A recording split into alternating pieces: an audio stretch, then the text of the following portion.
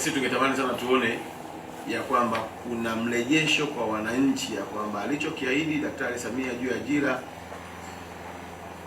12,000 kimeenda kutekelezwa ndani ya zile siku 100. Na nakumbuka siku ile waziri wetu wa utumishi alitoa ahadi ya kwamba usaili utafanyika kwenye kila mkoa. Maana sisi tutaomba tu kwenye kila mkoa maafisa habari walioko kule wawe engine ya kuhakikisha kwamba usaili huo basi wananchi wanaujua, wanaelewa, sababu kazi ya serikali ni tofauti na kazi ya kanisa au msikiti. Ukitoa mkono mmoja, mfuko mmoja, mfuko mwingine unatakiwa kufanya nini? Lakini huku ni all about promises. Kwa sababu ukipromise kitu, ukifulfill basi watu waone utekelezaji wako. Lakini kingine ni kuwaomba tu tuendelee kumpa kila wazo lililo jema katibu mkuu wetu na naibu katibu mkuu, ili na wao waweze kuwa think tank ya naibu waziri, manaibu waziri na waziri wetu. Tusifungwe kwenye cheo kwamba mimi ni mkurugenzi wa michezo, au mimi ni mkurugenzi wa habari, au mimi ni wa utamaduni.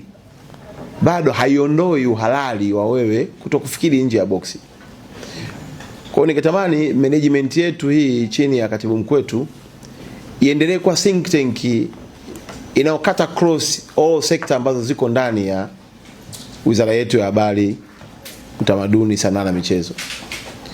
Itakuwa na afya sana kwa sababu kila mwenye wazo akilisema linaongeza thamani, linaboresha, na mwisho siku huduma inakuwa ni njema kwa watu.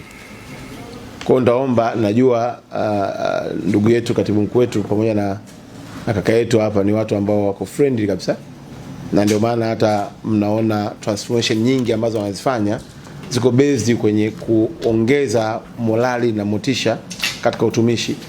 Basi sisi tuwape heshima ya kuwapa mawazo mapya. Yani kuna wakati mwingine sio dhambi kuwaza kama katibu mkuu.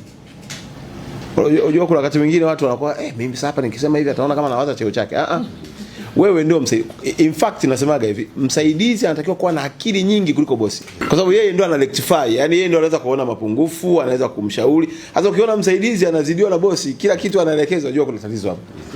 Sasa wewe lazima uwe na uwezo wa kuwaza na kumpa maono, na unarahisisha kazi kwa sababu katibu mkuu ataona wao nina timu ambayo iko well equipped, inaweza kanipa information sahihi muda wote na mimi nikafanya maamuzi